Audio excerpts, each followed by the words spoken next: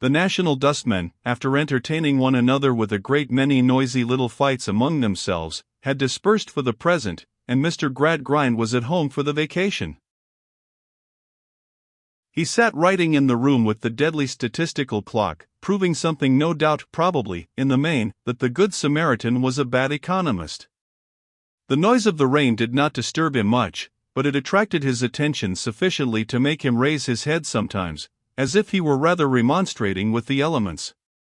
When it thundered very loudly, he glanced towards Coketown, having it in his mind that some of the tall chimneys might be struck by lightning.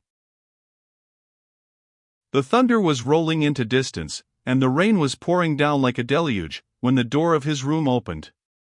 He looked round the lamp upon his table, and saw, with amazement, his eldest daughter. "Louisa." "Father, I want to speak to you." "What is the matter? How strange you look!" "And good heaven," said Mr. Gradgrind, wondering more and more, "have you come here exposed to this storm?" She put her hands to her dress, as if she hardly knew. "Yes."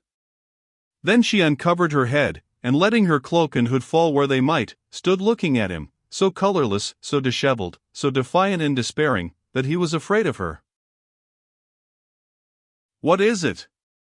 I conjure you, Louisa, tell me what is the matter." She dropped into a chair before him, and put her cold hand on his arm. "Father, you have trained me from my cradle?"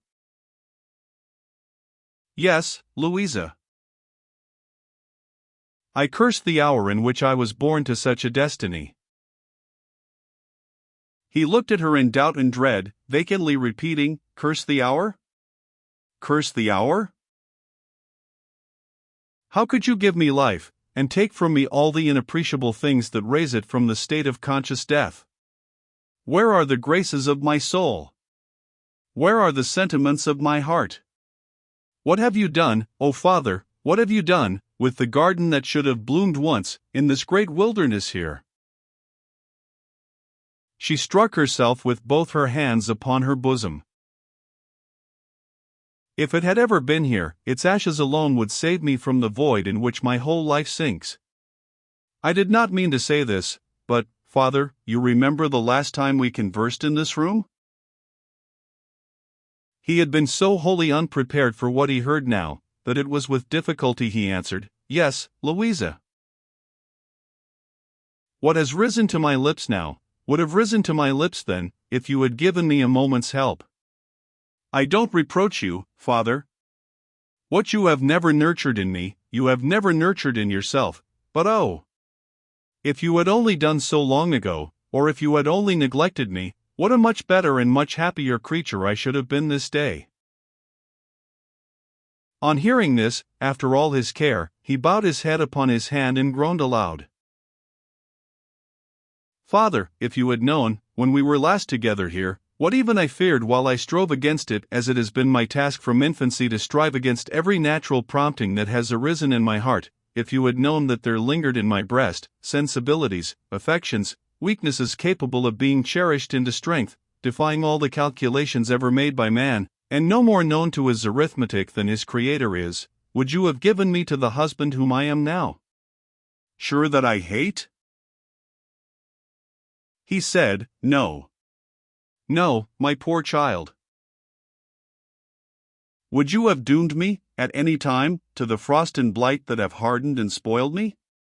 Would you have robbed me, for no one's enrichment, only for the greater desolation of this world, of the immaterial part of my life, the spring and summer of my belief, my refuge from what is sordid and bad in the real things around me, my school in which I should have learned to be more humble and more trusting with them, and a hope in my little sphere to make them better? Oh no, no. No, Louisa. Yet, Father, if I had been stone-blind, if I had groped my way by my sense of touch, and had been free, while I knew the shapes and surfaces of things, to exercise my fancy somewhat, in regard to them, I should have been a million times wiser, happier, more loving, more contented, more innocent and human in all good respects, than I am with the eyes I have. Now, hear what I have come to say. he moved, to support her with his arm. She rising as he did so, they stood close together, she, with a hand upon his shoulder, looking fixedly in his face. With a hunger and thirst upon me, Father, which have never been for a moment appeased, with an ardent impulse towards some region where rules, and figures, and definitions were not quite absolute, I have grown up, battling every inch of my way. I never knew you were unhappy, my child. Father, I always knew it. In this strife I have almost repulsed and crushed my better angel into a demon. What I have learned has left me doubting, misbelieving, despising, regretting what I have not learned, and my dismal resource has been to think that life would soon go by, and that nothing in it could be worth the pain and trouble of a contest. And you so young, Louisa, he said with pity. And I so young. In this condition, Father, for I show you now, without fear or favor, the ordinary deadened state of my mind as I know it, you proposed my husband to me. I took him. I never made a pretense to him or you that I loved him. I knew, and, Father, you knew, and he knew, that I never did. I was not wholly indifferent, for I had a hope of being pleasant and useful to Tom. I made that wild escape into something visionary, and have slowly found out how wild it was. But Tom had been the subject of all the little tenderness of my life. Perhaps he became so because I knew so well how to pity him. It matters little now, except as it may dispose you to think more leniently of his errors. As her father held her in his arms, she put her other hand upon his other shoulder, and still looking fixedly in his face, went on. When I was irrevocably married, there rose up into rebellion against the tie, the old strife, made fiercer by all those causes of disparity which arise out of our two individual natures, and which no general laws shall ever rule or state for me, Father, until they shall be able to direct the anatomist where to strike his knife into the secrets of my soul. Louisa, he said, and said imploringly, for he well remembered what had passed between them in their former interview.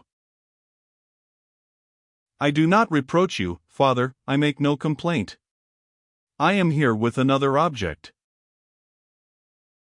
What can I do, child?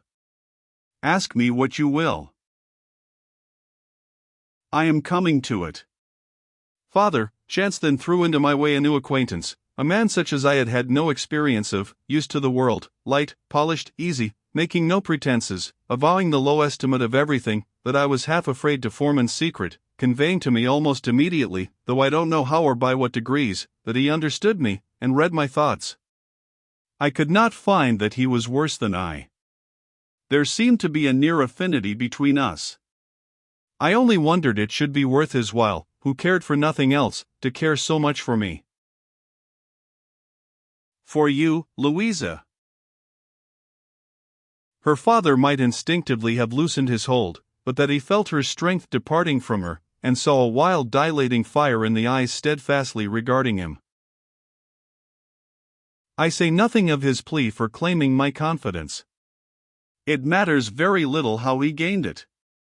Father, he did gain it. What you know of the story of my marriage, he soon knew, just as well. Her father's face was ashy white, and he held her in both his arms. I have done no worse, I have not disgraced you. But if you ask me whether I have loved him, or do love him, I tell you plainly, Father, that it may be so. I don't know. She took her hands suddenly from his shoulders, and pressed them both upon her side, while in her face, not like itself, and in her figure, drawn up, resolute to finish by a last effort what she had to say, the feelings long suppressed broke loose. This night, my husband being away, he has been with me, declaring himself my lover. This minute he expects me, for I could release myself of his presence by no other means. I do not know that I am sorry, I do not know that I am ashamed, I do not know that I am degraded in my own esteem. All that I know is, your philosophy and your teaching will not save me. Now, Father, you have brought me to this. Save me by some other means.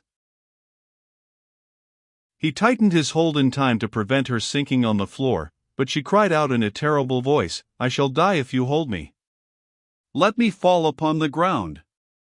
And he laid her down there, and saw the pride of his heart and the triumph of his system, lying, an insensible heap, at his feet. End of the second book.